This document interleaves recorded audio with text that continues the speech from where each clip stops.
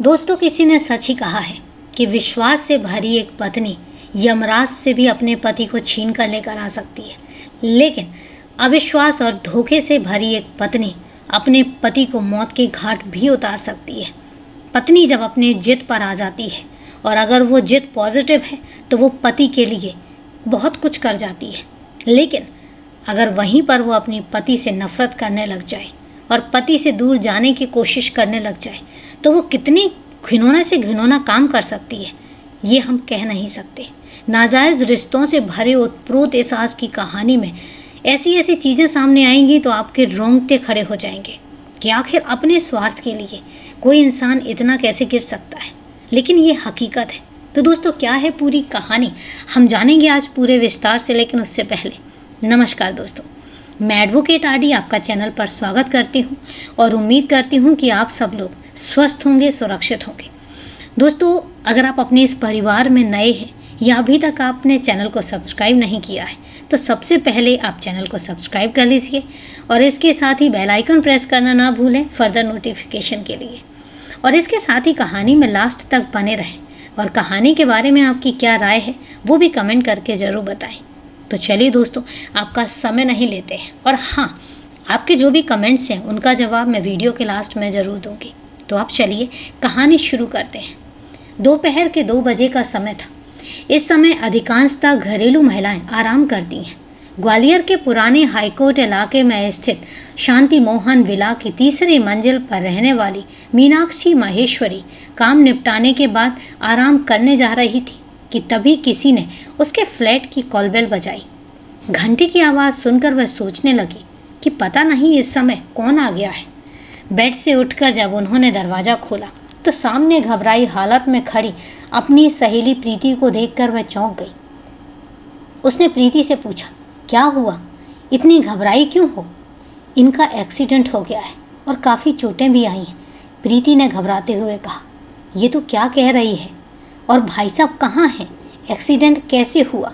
मीनाक्षी ने पूछा। वो नीचे फ्लैट में है, तू जल्दी चलना, कहकर प्रीति मीनाक्षी को अपने साथ ले गई। मीनाक्षी अपने साथ पड़ोस में रहने वाले डॉक्टर अनुल राजपूत को भी साथ ले गई। प्रीति जैन अपार्टमेंट की दूसरी मंजिल पर स्थित फ्लैट नंबर 208 में अपने पति हेमंत जैन और 2 बच्चों के साथ रहती थी। हेमंत जैन का शीतला माता साड़ी सेंटर के नाम से साड़ियों का थोक का कारोबार था। इस शाही अपार्टमेंट में वो लोग करीब 3.5 महीने पहले ही रहने आए थे। इससे पहले वह केथ वाली गली में रहते थे। हेमंत जैन अक्सर साड़ियाँ खरीदने के लिए गुजरात के सूरत शहर आते जाते रहते थे और अभी भी वह 2 दिन पहले ही 15 मार्च को सूरत से वापस लौटे थे। मीनाक्षी माहेश्वरी डॉक्टर अनिल राजपूत को लेकर प्रीति के फ्लैट में पहुंची तो हेमंत की गंभीर हालत देखकर वो भी घबरा गई। पलंग पर पड़े हेमंत के सिर से काफ़ी खून बह रहा था। वो लोग हेमंत को तुरंत GH ट्रामा सेंटर लेकर गए, जहां जांच के दौरान डॉक्टरों ने हेमंत को मृत घोषित कर दिया। पुलिस केस होने की वजह से अस्पताल प्रशासन द्वारा इसकी सूचना इंदरगंज के TI को दे दी गई। इस दौरान प्रीति ने मीनाक्षी को बताया कि उसे एक्सीडेंट के बारे में कुछ भी नहीं पता है कि एक्सीडेंट कहाँ हुआ है और कैसे हुआ है। प्रीति ने बताया कि वह अपने फ्लैट में ही थी। कुछ देर पहले हेमंत ने कॉलबेल बजाई, मैंने दरवाज़ा खोला तो वो मेरे ऊपर ही आकर गिर गए और उन्होंने बताया कि उनका एक्सीडेंट हो गया है। कहाँ और कैसे हुआ इस बारे में उन्होंने कुछ भी नहीं बताया और बेहोश हो गए। हेमंत को देखकर मैं घबरा गई और फिर दौड़कर मैं तेरे पास आ गई। अस्पताल से सूचना मिलते ही थाना इंदरगंज के TI मनीष डाबर मौके पर पहुंचे तो प्रीति जैन ने वही कहानी TI मनीष डाबर को भी सुनाई जो उसने मीनाक्षी को सुनाई थी। TI मनीष डाबर को लगा कि हेमंत की कहानी एक्सीडेंट की तो नहीं हो सकती। इसके बाद उन्होंने इस मामले से SP नवनीत भसीन को भी अवगत करा दिया। SP के निर्देश पर TI अस्पताल से सीधे हेमंत के फ्लैट पर जा पहुंचे। उन्होंने हेमंत के फ्लैट की सूक्ष्मता से जांच की। जांच में उन्हें वहां की संदिग्ध हालत में नजर आई। प्रीति ने पुलिस को बताया था कि एक्सीडेंट से घायल हेमंत ने बाहर से आकर फ्लैट की घंटी बजाई थी, लेकिन ना तो अपार्टमेंट की सीढ़ियों पर और ना ही फ्लैट के दरवाजे पर धब्बे तो दूर खून का छींटा तक नहीं मिला। कमरे में भी जो खून था वह उसी पलंग के आसपास था जिस पर घायल अवस्था में हेमंत लेटे हुए थे। बकौल प्रीति हेमंत घायल अवस्था में थे और दरवाज़ा खुलते ही उसके ऊपर आकर गिर गए। लेकिन पुलिस को इस बात का आश्चर्य हुआ कि प्रीति के कपड़ों पर खून का एक धब्बा भी नहीं था। टीआई मनीष डाबर ने इस जांच से एसपी नवनीत भसीन को भी अवगत कराया और इसके बाद एडिशनल एसपी सत्येंद्र तोमर तथा सीएसपी केएम गोस्वामी भी हेमंत के फ्लैट पर पहुंच गए। सभी पुलिस अधिकारियों ने प्रीति द्वारा सुनाई गई कहानी बनावट समझी। प्रीति के बयान की पुष्टि करने के लिए टीआई ने फ्लैट के सामने लगे सीसीटीवी कैमरे के फुटेज अपने कब्जे में लिए। फुटेज की जांच में चौंकाने वाली बात सामने आई। पता चला कि घटना से करीब आधा घंटा पहले हेमंत के फ्लैट में 2 युवक आए थे और दोनों कुछ देर फ्लैट में रहने के बाद एक एक करके बाहर निकल गए। उन युवकों के चले जाने के बाद प्रीति भी एक बार बाहर आकर फिर वापस अंदर चली गई और कपड़े बदलकर मीनाक्षी को बुलाने तीसरे मंजिल पर जाती देखी। मामला साफ था। सीसीटीवी फुटेज में घायल हेमंत घर के अंदर या बाहर आते नजर ही नहीं आए। अलबत्ता 2 युवक फ्लैट में आते जरूर दिखे थे। प्रीति ने इन युवकों के फ्लैट में आने के बारे में कुछ बताया ही नहीं था और जिसकी वजह से प्रीति खुद शक के घेरे में आ गई। जो 2 युवक हेमंत के फ्लैट से निकलते सीसीटीवी कैमरे में कैद हुए थे, पुलिस ने उनकी जांच शुरू कर दी तो जांच में पता चला कि उनमें से एक दानाखोली निवासी मृदुल गुप्ता और दूसरा सुमावली निवासी उसका दोस्त आदेश जैन था। दोनों युवकों की पहचान हो जाने के बाद मृतक हेमंत की बहन ने भी पुलिस को बताया कि प्रीति के मृदुल गुप्ता के साथ अवैध संबंध थे। इस बात को लेकर प्रीति और हेमंत के बीच विवाद भी होता रहता था। ये जानकारी मिलने के बाद टीआई मनीष डाबर ने मृदुल और आदेश जैन के ठिकानों पर दबिश दी, लेकिन दोनों ही घर से लापता मिले। इतना ही नहीं, दोनों के मोबाइल फ़ोन भी बंद थे। इससे दोनों पर पुलिस को शक गहराने लगा। लेकिन रात लगभग 1:30 बजे आदेश जैन अपने बड़े भाई के साथ खुद ही इंदरगंज थाने आ गया। उसने बताया कि मृदुल ने उससे कहा था कि हेमंत के घर पैसे लेने चलना है। जब वह वहां पहुंचा तो मृदुल और प्रीति सोफे के पास घुटने के बल बैठे थे, जबकि हेमंत सोफे पर लेटा था। इससे दाल में कुछ काला नजर आया और जिससे वह वहां से तुरंत वापस आ गया। उसने बताया कि वह हेमंत के घर में केवल 1.5 मिनट रुका था। आदेश के द्वारा दी गई इस जानकारी से हेमंत की मौत का संदिग्ध मामला काफ़ी कुछ साफ हो गया था। दूसरे दिन पुलिस को पोस्टमार्टम रिपोर्ट भी मिल चुकी थी। रिपोर्ट में बताया गया कि हेमंत के माथे पर धारदार हथियार से 5 और चेहरे पर 3 घाव किए गए थे। उनके सिर पर पीछे की तरफ से किसी भारी चीज़ से चोट पहुंचाई गई थी और जिससे उसकी मृत्यु हो गई थी। इसी बीच पुलिस को पता चला कि मृतक की पत्नी प्रीति जैन रात के समय घर में आत्महत्या करने का नाटक करती रही थी। सुबह अंतिम संस्कार के बाद भी उसने आग लगाकर जान देने की कोशिश की। पुलिस उसे हिरासत में थाने ले आई। दूसरी तरफ दबाव बढ़ने पर मृदुल गुप्ता भी शाम को अपने वकील के साथ थाने में पेश हो गया। पुलिस ने प्रीति और मृदुल से पूछताछ की तो बड़ी आसानी से दोनों ने अपना अपराध स्वीकार कर लिया। उन्होंने स्वीकार कर लिया कि हेमंत की हत्या उन्होंने योजनाबद्ध तरीके से की थी। पूछताछ के बाद हेमंत की हत्या की कहानी कुछ इस तरीके से सामने आई। हेमंत के बड़े भाई भागचंद जैन करीब 20 साल पहले ग्वालियर के खिड़की मोहल्ला गंज में रहते थे। हेमंत का अपने बड़े भाई के घर काफ़ी आना जाना भी था। बड़े भाई के मकान के सामने एक शुक्ला परिवार रहता था। प्रीति उसी शुक्ला परिवार की बेटी थी और वह हेमंत की हम उम्र भी थी।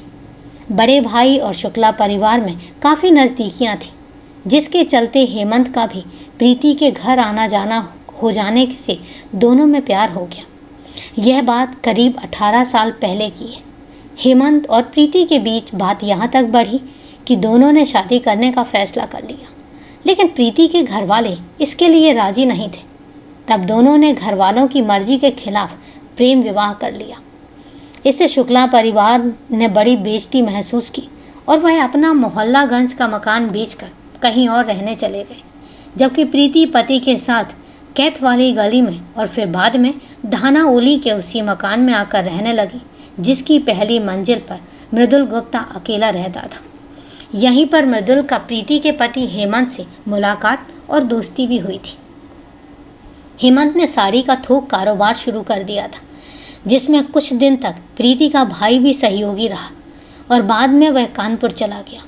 इधर हेमंत का काम देखते ही देखते काफ़ी बढ़ गया था। वह ग्वालियर के पहले 5 थोक साड़ी व्यापारियों में गिना जाने लगा। हेमंत को अक्सर माल की खरीदारी के लिए गुजरात और सूरत शहर जाना पड़ता था। हेमंत का काम काफ़ी बढ़ चुका था जिसके चलते एक समय ऐसा भी आया कि जब महीने में उसके 20 दिन शहर के बाहर गुजरने लगे। इस दौरान प्रीति और दोनों बच्चे ग्वालियर में अकेले रह जाते थे, इसलिए उनकी देखरेख की जिम्मेदारी हेमंत अपने सबसे खास और भरोसेमंद दोस्त मृदुल को सौंप जाता था। हेमंत मृदुल पर इतना भरोसा करता था कि कभी उसे बाहर से अगर बड़ी रकम ग्वालियर भेजनी होती तो वह मृदुल के बैंक खाते में ही ट्रांसफ़र कर देता था और इससे हेमंत की गैर मौजूदगी में भी मृदुल का प्रीति के घर में लगातार आना जाना बना रहने लगा। प्रीति की उम्र 35 पार कर चुकी थी। वह 2 बच्चों की माँ भी बन चुकी थी, लेकिन आर्थिक बेफिक्री और पति के अति भरोसे ने उसे बिंदास बना दिया था। इससे वह न केवल उम्र में काफ़ी छोटी दिखती थी बल्कि उसका रहन सहन भी अविवाहित युवतियों जैसा था। कहते हैं कि लगातार पास बने रहने वाले शख्स से अपनापन सा हो जाना स्वाभाविक होता है। यही प्रीति और मृदुल के बीच में हुआ। दोनों एक दूसरे से काफ़ी घुल मिल तो गए ही थे, अब एक दूसरे के काफ़ी नज़दीक भी आ चुके थे। उनके बीच दोस्तों जैसी बातचीत होने लगी और जिसके चलते एक दूसरे के प्रति उनका नज़रिया भी बदल गया। इसका नतीजा ये हुआ कि लगभग 1.5 साल पहले उनके बीच में शारीरिक संबंध बन गए। प्रीति का पति ज़्यादातर बाहर रहता था और मृदुल अभी अविवाहित था, इसलिए दैहिक सुख की दोनों को ज़रूरत थी। उन्हें रोकने टोकने वाला भी कोई नहीं था क्योंकि खुद हेमंत ने ही मृदुल को प्रीति और बच्चों की देखरेख की जिम्मेदारी सौंपी थी। इसलिए हेमंत के ग्वालियर में ना रहने पर मृदुल की रातें प्रीति के साथ उसके घर में एक ही बिस्तर पर कटने लगी। दूसरी तरफ प्रीति के नज़दीक बने रहने के लिए मृदुल जहां हेमंत के प्रति ज़्यादा वफादारी दिखाने लगा, वहीं जवान प्रेमी को अपने पास बनाए रखने के लिए प्रीति न केवल उसे हर तरह से सुख देने की कोशिश करने लगी बल्कि मृदुल पर पैसा भी लुटाने लगी थी। इसी बीच करीब 6 महीने पहले एक रोज़ जब हेमंत ग्वालियर में ही बच्चों के साथ था, तब बच्चों ने बातों बातों में बता दिया कि मम्मी तो मृदुल अंकल के साथ ही सोती हैं और वे दोनों दूसरे कमरे में अकेले सोते हैं। बच्चे भला ऐसा झूठ क्यों बोलेंगे? इसीलिए पलक झपकते ही हेमंत सब कुछ समझ गया कि उसके पीछे घर में क्या होता है। हेमंत ने मृदुल को अपनी ज़िंदगी से बाहर कर दिया और उसके अपने यहाँ आने जाने पर रोक लगा दी। इस बात को लेकर उसका प्रीति के साथ विवाद भी हुआ। प्रीति ने सफाई देने की कोशिश भी की, लेकिन हेमंत ने मृदुल को फिर घर में अंदर नहीं आने दिया और इससे प्रीति परेशान हो गई। दोनों अकेलेपन का लाभ ना उठा सके, इसलिए हेमंत अपना घर छोड़कर परिवार को लेकर अपनी बहन के साथ आकर रहने लगा। ननंद के घर में रहते हुए प्रीति और मृदुल की प्रेम कहानी पर ब्रेक लग गया, लेकिन हेमंत कब तक अपना परिवार लेकर बहन के घर रहता। सो उसने 3 महीने पहले पुराना मकान बेचकर इंदरगंज में नया फ्लैट ले लिया। यहाँ आने के बाद प्रीति और मृदुल की काम लीला फिर से शुरू हो गई। प्रीति अपने युवा प्रेमी की ऐसी दीवानी थी कि उसने मृदुल पर दबाव बनाना शुरू कर दिया कि वह उसे अपने साथ रख ले। इस पर जनवरी में मृदुल ने प्रीति से कहीं दूर भाग चलने को कहा, लेकिन प्रीति बोली कि ये स्थायी हल नहीं है। पक्का हल तो ये है कि हम हमेशा के लिए हेमंत को अपने रास्ते से हटा दें। मृदुल को भी अपनी इस अनुभवी प्रेमिका की लत लग चुकी थी, इसलिए वह इस बात पर राजी भी हो गया, जिसके बाद दोनों ने घर में ही हेमंत की हत्या करने की योजना बनाकर 17 मार्च 2019 को उस पर अमल भी कर दिया। योजना के अनुसार उस रोज़ प्रीति ने पति की चाय में नींद की ज़्यादा गोलियां डाल दी और जिससे वह जल्द ही गहरी नींद में चला गया। फिर मृदुल के आने पर प्रीति ने गहरी नींद में सोए पति के पैर दबोचे और मृदुल ने हेमंत का गला दबा दिया। इस दौरान हेमंत ने विरोध किया तो दोनों ने उसे उठाकर कई बार उसका सिर दीवार से टकराया और जिससे उसके सिर से खून बहने लगा और कुछ ही देर में उसकी मौत हो गई। टीआई मनीष डाबर ने प्रीति और मृदुल से विस्तार से पूछताछ के बाद दोनों को अदालत में पेश किया और जहां से प्रीति को जेल भेज दिया और मृदुल को 2 दिनों के रिमांड पर पुलिस को सौंप दिया ताकि उससे वह कपड़े बरामद कर सके जो उसने हत्या के समय पहन रखे थे। कथा लिखे जाने तक पुलिस मृदुल से पूछताछ कर रही थी। हेमंत की हत्या में आदेश जैन शामिल था या नहीं था, इस बात की अभी तक पुष्टि नहीं हो पाई थी, लेकिन पुलिस फिर भी इस बात की जांच पर लगी हुई थी। तो दोस्तों, ये है एक कलयुगी पत्नी की पूरी कहानी। तो कहानी को लास्ट तक सुनने के लिए आपका तहे दिल से धन्यवाद। अब सिलसिला शुरू होता है आपके कमेंट्स और मेरे जवाब का। मेरे पास जो सबसे पहले कमेंट आया है वो है सुषमा शाह जी का, और उन्होंने लिखा है, हेलो मैम, कैसे हो? आपको मैंने अपना फैमिली मेम्बर बना लिया है। वैसे उन्होंने बहुत सारे कमेंट किए हैं और आपके हर कमेंट के लिए मेरा तहे दिल से शुक्रिया। आप मुझे इतना अपनापन दिखा रहे हैं कि मेरे पास शब्द नहीं होते हैं उसके लिए और उसका आभार व्यक्त करने के लिए। लेकिन एक बात ज़रूर कहती हूँ कि आपने मुझे अब अपना फैमिली मेम्बर बनाया है, लेकिन आप तो मेरे डे 1 से फैमिली मेम्बर हैं। उस दिन से जिस दिन से आपने वीडियो देखना शुरू किया था, तो आप तो हमेशा के लिए मेरे फैमिली मेम्बर्स हैं। और आप नहीं, आपके साथ साथ जितने भी इस परिवार के मेम्बर्स हैं जो रेगुलर मुझे वॉच करते हैं, मुझे सपोर्ट करते हैं और मुझे कॉन्फिडेंट देते हैं, सब मेरे परिवार के मेंबर हैं। और आपके अपने परिवार में शामिल होके सच बताऊं तो मुझे भी बहुत खुशी हुई है। तो तहे दिल से धन्यवाद। और मैं शब्दों में ये थैंक यू भी बहुत कम पड़ जाता है और शब्दों में बता भी नहीं सकती मैं कि मैं आज कितना खुश हूँ। Thank you very much Sushma ji. इसके साथ ही मेरे पास अगला कमेंट आया है सनी भंडारी जी का। सनी भंडारी जी ने स्टोरी पर कमेंट किया है, सैड स्टोरी। तो ये हकीकत है सनी जी कि जब भी क्राइम की कहानियाँ सामने आती हैं, कभी भी हैप्पी एंडिंग तो होता ही नहीं है। हमेशा एक सैड स्टोरी जो है वो सैड में ही एंडिंग होता है और हर कहानी बहुत सैड होती है लास्ट में। तो तहे दिल से धन्यवाद आपका कि आप इतना सपोर्ट करते हैं, आप इतना सहयोग करते हैं। इसके साथ ही अगला कमेंट आया है विमलेश शर्मा जी का, और उन्होंने कमेंट किया है कि आपकी कहानी बहुत अच्छी होती है और आवाज़ भी। तो विमलेश जी, थैंक यू वेरी मच इतना सपोर्ट करने के लिए, इतना सहयोग करने के लिए। और आपको कहानी के अकॉर्डिंग मेरी आवाज़ सूटेबल लगती है, इस चीज़ के लिए तहे दिल से धन्यवाद। बस ऐसे ही अपना सहयोग बनाए रखें, अपना सपोर्ट बनाए रखें, क्योंकि आप लोगों के बिना और आप लोगों के सहयोग और सपोर्ट के बिना सच बताऊं तो ना ये चैनल कुछ है और ना मैं कुछ हूँ। तो थैंक यू वेरी मच, ऐसे ही सपोर्ट बनाए रखें। तो चलिए दोस्तों, आज के लिए इतना ही। कल फिर मिलते हैं क्राइम की एक सच्ची कहानी के साथ। तब तक के लिए सेफ रहें, सुरक्षित रहें और अपना ध्यान रखें। जय हिंद दोस्तों, जय भारत।